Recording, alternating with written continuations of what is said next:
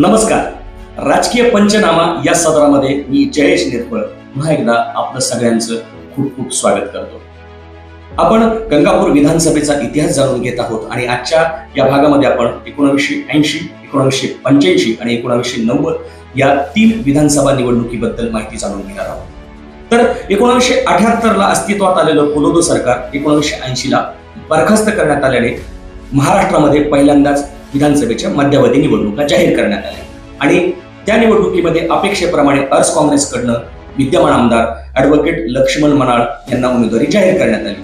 तर त्यांच्या विरोधात इंदिरा काँग्रेसच्या वतीनं लासूरचे म्हणजेच हर्सुल सावंगीचे तत्कालीन सरपंच डॉक्टर बाबूराव पवार यांना उमेदवारी जाहीर करण्यात आली. मात्र पुन्हा एकदा काँग्रेसच्या गटामध्ये पडद्यामागे ही उमेदवारी बदलून देण्यासाठी काही मोठ्या जोरदार हालचाली झाल्या आणि त्यानुसार इंदिरा गांधी ह्या औरंगाबाद विमानतळावरनं प्रचारासाठी रवाना होत असताना काँग्रेसचे नेते आणि जालन्याचे तत्कालीन खासदार व आपल्या गंगापूर विधानसभेचे माजी आमदार बाळासाहेब पवार यांनी इंदिरा गांधींकडे गंगापूरची उमेदवारी बदलून अशोक पाटील डोणगावकर यांना देण्याची विनंती केली आणि इंदिरा गांधींनी त्यांची विनंती मान्य करून तसे आदेश तत्कालीन प्रदेशाध्यक्ष यांना दिले. तत्कालीन ज्या महाराष्ट्र राज्य काँग्रेसच्या प्रदेशाध्यक्षा होत्या या प्रेमलता काकी चव्हाण ह्या होत्या. प्रेमलता काकी चव्हाण यांच्याबद्दल सांगायचं झाल्यास आपल्या महाराष्ट्राचे माजी मुख्यमंत्री पृथ्वीराज चव्हाण यांच्या त्या आई आणि मग इंदिरा गांधींच्या शिफारसीनुसार प्रेमलता काकी चव्हाण यांनी गंगापूरची जाहीर केलेली उमेदवारी बदलून अशोकदादा डोणगावकर यांना दिली आणि त्यामुळे हा सामना अशोकदादा डोणगावकर व लक्ष्मणदादा मनाळ अशा 2 दादांमध्ये रंगला. या निवडणुकीमध्ये इतरही काही उमेदवार मैदानात होते, म्हणजे एकूण 7 उमेदवार या निवडणुकीच्या रिंगणात होते. या निवडणुकीच्या दरम्यानही काही नाट्यमय घडामोडी, काही प्रसंग, दुर्दैवी प्रसंग घडले, त्याचा परिणाम थेट निवडणुकीच्या निकालावर झाल्याचं देखील सांगितलं जातं. 21 मे 1980 रोजी होणाऱ्या या निवडणुकीच्या अगदी आदल्या दिवशी म्हणजे 20 मे 1980 रोजी आपल्या गंगापूर कारखान्याचे माजी अध्यक्ष कडूअप्पा मनाळ, जे की उमेदवार असलेल्या लक्ष्मणदादा मनाळ यांचे आजोबा होत, ते आणि गंगापूरचे माजी आमदार यमाजी सात होते, हे दोघे जण एका जीपने प्रवास करत असताना धोरेगाव नजदीक त्यांच्या जीपला भयंकर अपघात झाला आणि या दुर्दैवी अपघातामध्ये जीपचे चालक भागाजी गाणार यांचा अगदी दुर्दैवीरित्या मृत्यू झाला. मात्र त्यावेळी संपर्काचे प्रभावी साधन नसल्याने संपूर्ण मतदारसंघामध्ये अशी अफवा पसरली की या अपघातामध्ये स्वतः उमेदवार लक्ष्मणदादा मनाळ हेच मृत्युमुखी पडले आणि त्यामुळे लक्ष्मणदादांचे व काँग्रेसचे कार्यकर्ते सैरभैर झाले.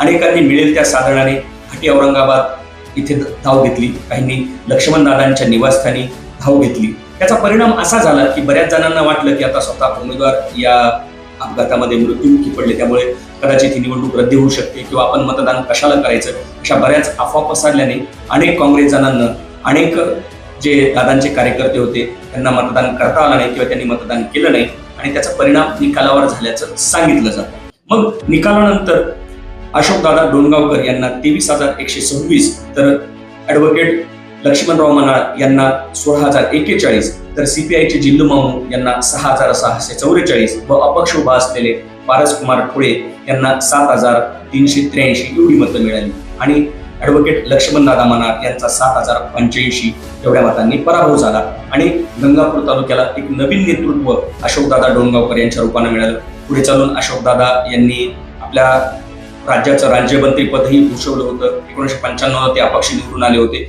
याविषयी आपण पुढच्या भागामध्ये सविस्तर माहिती घेणार आहोत. मात्र या ज्या निवडणुकीमध्ये जो दुर्दैवी प्रसंग घडला होता प्रचाराच्या दरम्यान असेल किंवा निवडणुकीच्या आदल्या दिवशी, त्यामध्ये जी अफवा पसरली होती ॲडव्होकेट लक्ष्मणदादा मनाळ यांच्या मृत्यूची, तर ती अत्यंत दुर्दैवी होती, ती खोटी होती. याविषयी आम्ही स्वतः लक्ष्मणदादा मनाळ यांच्याशी देखील संपर्क केला आणि त्यांनी देखील आपल्याला त्यांच्या या चॅनलच्या माध्यमातून प्रतिक्रिया दिलेल्या आहेत, त्या देखील आपण ऐकणार. तर यानंतर पुन्हा एकदा 1985 ला ॲडव्होकेट लक्ष्मणदादा मनाळ व त्यांच्याच बाजूच्या गावातील मांजरीचे किसनराव कसाने यांच्यामध्ये सामना झाला. किसनराव कसाने यांना येस काँग्रेसच्या वतीने म्हणजे समाजवादी काँग्रेस, जी की शरद पवार यांनी स्थापन केली होती, त्या समाजवादी काँग्रेसचं तिकीट देण्यात आलं होतं आणि किसनराव कसाने या निवडणुकीमध्ये विजयी झाले होते. किसनराव कसाने यांना 32,435 तर ॲडव्होकेट लक्ष्मणराव मनाळ यांना 26,757 एवढी मतं मिळाली होती. जिल्लू मामू यांनी देखील या निवडणुकीमध्ये सीपीआय कडनं पुन्हा एकदा आपलं नशीब आजमावलं होतं आणि त्यांना 4,510 एवढी मतं मिळाली होती. या 1985 साली झालेल्या निवडणुकीचा जो दिनांक होता तो 2 मे 1985 रोजी ही निवडणूक झाली होती आणि या निवडणुकीमध्ये किसनराव कसाने 5,978 एवढ्या मताने विजयी झाले होते.